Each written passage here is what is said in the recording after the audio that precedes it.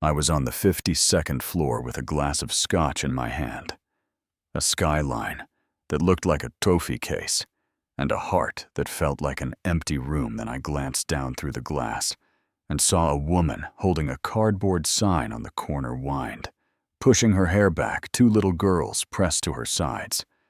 And when she turned, I knew it was my ex-wife, Eliza. And when the girls looked up, I knew they were mine. The glass slipped, hit marble, and shattered. And in that one sharp sound, the life I had built around deals and deadlines cracked too. My name is Ryan Mitchell, and if you read the business pages, you already know the part about the empire, the net worth, the offices with the views. But the page you never saw is the one where success gets so loud you can't hear the people you love whispering your name. You know what I mean. I had built Mitchell Innovations brick by brick until it towered over me. Then I looked down and saw what I'd missed, and I ran no coat, no plan, just a wild, silent prayer that I hadn't arrived 5 years too late. I found them half a block away by a hot dog cart. Eliza's shoulders squared like she was holding up a building. The girls' jackets too thin for an October wind. One girl stepping half in front of the other, like a tiny bodyguard. And the words came out of me before I could try to sound smart or safe. Eliza. And her eyes did that quick scan of my face that used to mean relief, and now meant caution. And the girls stared at me like they were reading a page I couldn't see. I asked if they were hungry, and a small voice answered yes. So we walked to a family place with cracked vinyl booths and a fish tank that hummed like an old radio. And I watched two little girls who look like me. Hannah with that careful chin I see in the mirror. Grace with that curious tilt that used to get me in trouble. Twirl spaghetti like it was the first food in days, and I watched Eliza not eat, because sometimes pride is the meal, and you choke on it before you let anyone see you need help. I asked how old they were, and she said 5, and the math did what math does. Relentless, and I heard myself say, "Why didn't you tell me?" And she looked at me with a tired anger that wasn't cruel, just honest, and said, "I called your office 3 times, Ryan. Your assistant said you were too busy for personal calls." And the worst part was, I believed her because I remembered who I was back then, a man who told his staff we don't let personal things interrupt this expansion, and they listened, and a door closed, and a year became 5. I wanted to fix everything there in that booth, cut a check, buy a house, rewind the clock, but money can't do the one thing you think it can. It can't buy back time. So I said something smaller and harder. Meet me tomorrow. Bethesda Fountain. Let me show up and not talk about money at all. Boats and ice cream and whatever they want, and nothing else. And she studied me like she was trying to see if a new person had moved into my face. Then she nodded once one afternoon. "That's it," and I said, "I'll be there, and I'll be on time." Which for me was like promising to pull the moon closer with a rope. I barely slept. Read everything I could about twins and bonding, and not scaring children with news they didn't ask for, canceled meetings that used to feel like law. And when I saw them in the park, my chest did this strange ache I hadn't felt since I was a kid. I went to one knee so I wouldn't talk down to anyone, and said, "You can call me Ryan if you like, and Grace, who is sunlight." And a small human pointed at my watch and asked if I was rich. And Eliza hissed Grace like a warning, and I laughed for the first time in months and said yes. But that's not the most important thing about me. And Hannah said, "Then what is?" And I didn't have an answer that made sense anymore.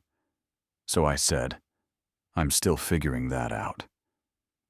Maybe you can help," and that felt more true than anything on my balance sheet. We rented a rowboat, and I learned how to row badly while the girls pointed at ducks and made up names for them. We ate pretzels the size of their faces. We stood shoulder to shoulder by the carousel, and I listened to them argue with love about which animal was fastest, the tiger or the swan, and I realized I was having the best day of my life in clothes. I hated getting wet, no special reservation, no private room, just the plain miracle of being asked to watch a child do the same small trick 7 times and clap like it was new, you know what I mean. My phone buzzed. Of course it did. And it was David Sullivan, my partner since we were both hungry, and nobody cared about our names, he said. Singapore wants you on the call board a rehearsal at 2 8 figures. If we don't blow it, and I said I'm with family. And he went quiet, then said, get a DNA test and don't let nostalgia write checks. Your future self has to cash. And I hated hearing him say it, because he sounded like the cautious part of my brain I've been feeding for years. And still, I knew we had to verify, because the truth deserves respect. Even when your heart is screaming, it already knows. That night, David got impatient and sent me an envelope like a prop in a courtroom drama, straws and napkins, and a lab report, with a number that settled the question for anyone who hadn't looked at Hannah's brow or Grace's eyes. And I stared at that paper and felt equal parts relief and rage. Relief that the whole world could stop pretending this was a mystery. Rage that anyone thought it needed a stamp to be real. And before I could call Eliza to say I believed what I already believed, David walked in with that manager face and said, great, we'll set up trusts and a tidy support arrangement and keep your emotions in a drawer where they can't mess up the company. And I heard my voice go low when I said, they're my daughters, not a liability line. You don't get to talk about them like that. And he stepped back, hands up, saying he was protecting me. And I said, then protect me by letting me be a father. The next day, the kindergarten put on the giving tree in a gym that smelled like paint and hand sanitizer. And I sat in a metal chair that pinched my suit pants and watched Hannah be the careful tree and Grace be the happy tree. And I clapped like a fool. And I didn't go to the pitch rehearsal, and the world didn't end.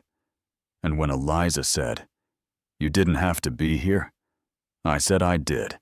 And for once, I wasn't selling anything. I was just telling the truth. Later, my new assistant brought me the old call logs I'd asked for. You ever hold evidence of your own failure in your hands? It feels heavier than it should. 3 calls labeled personal. No message taken, and a note in my old assistant's handwriting. EB re-preg, not forwarded per directive on personal matters. And I remembered saying those exact words to the team, like a king posting rules outside a gate. And I can't pretend I didn't mean them. Then I can only own the damage they did. Sunday. We planned to tell the girls the truth, slow and gentle together, in a place where they already feel safe. And on my way. David called again and said, before you step into a trap, look at this. And a text came through with what looked like court filings. Full custody to Eliza. Child support. Skies high-filed 2 days ago. And the old defensive part of me crawled up my spine and said, see, this is why we keep the walls high. And the newer shaking part of me said, ask her first. Don't let fear narrate. So I put the phone away. We took a bench by the pond, and Eliza started the way. Mothers do. Steady voice, even when the ground vibrates. Sometimes families live in different homes. Sometimes people don't know each other right away, but love can still be true. And I told them what mattered. I said, I am your father. I didn't know before, I should have now. I do, and I'm not leaving, and Grace launched into me, like a satellite returning to gravity, and said, "I told Hannah you had to be someone special." And Hannah stayed back, thinking, and asked the only question that matters: "Are you staying forever or just visiting?" And I told her forever, and meant it so hard. My teeth hurt, and she nodded once and stepped into the circle of my arms. And for the first time in my life, success felt like something I could really hold. While they chased each other yelling about ducks that didn't care, I showed Eliza the PDF on my phone and watched color drain from her face. Not the face of a person caught. The face of a person. "Blindsided," she said. "That's not my address. That's my old place, and that's not how I sign my name." And something in me unclenched, and something else lit up the part that hates manipulation dressed like concern. And I said David out loud, and felt the name taste like a coin. The next morning I called an emergency meeting with the executives, and you can tell a lot by the way. A room goes quiet. I didn't throw accusations or pound the table. I said, "I'm restructuring my role, effective now. I'm moving to chairman, and David will be CEO because he's good at it, and because our culture is going to say out loud what real life already knows. People have families. Caregiving isn't a side quest. You can be world class and still leave at 2 p.m. for a school play. And if our investors can't handle that, then they can invest somewhere cold and in private." I told David I knew about the forged filing, and he said he was protecting me. And I said you were protecting a version of me I don't want back. And he didn't deny it. And for a while, we didn't look each other in the eye. The stock dipped, of course it did. Then steadied when David did what David does best. I moved from the penthouse to a brownstone in Brooklyn, 3 blocks from Eliza and the girls. And our life started to look like a patchwork quilt that somehow held together. Tuesday dinners at Eliza's with spaghetti that never last Saturdays at my place, where we build volcanoes that overperform Sundays, decided by whoever can make the best case over pancakes, and you'd be amazed how persuasive a 6-year-old can be with maple syrup logic. David showed up at a birthday party with science kits and a face that said, "I'm sorry," without filing the paperwork, and the girls called him Uncle David, and he let them. And you could see something softening in him too, like he finally realized businesses are built by people who go home to people, and if you want them to do their best work, you have to stop pretending they're machines. A year later, London tried to pull me away with a hostile move on our European division. 3 weeks minimum, high risk, high stress. The kind of thing I used to chase like a storm, and I had promised the girls the science museum, and Grace had a dance recital, and Hannah had a little presentation where the teacher said she was allowed to act like an expert. And I felt that old rope tighten career on one arm, family on the other. And this time I didn't dramatize it. I asked for help. We split travel, we shifted some meetings to video, we brought the girls for the back half of the trip, so I could be in 2 worlds without pretending they weren't the same world. And I watched Hannah stand in a gallery at the Tate and say, "The light in a Turner felt like a secret." And I thought, yeah, this is why we work so hard in the first place. 7 years went by, the way good years do. Fast and full, and the twins turned 12, and were already taller in their minds than in their shoes. Hannah, with a sketchbook she guards like a vault, precise and thoughtful. Grace taking apart gadgets and putting them back together with a few screws left over, and a grin that dares you to test it. Eliza became the designer she should have been all along.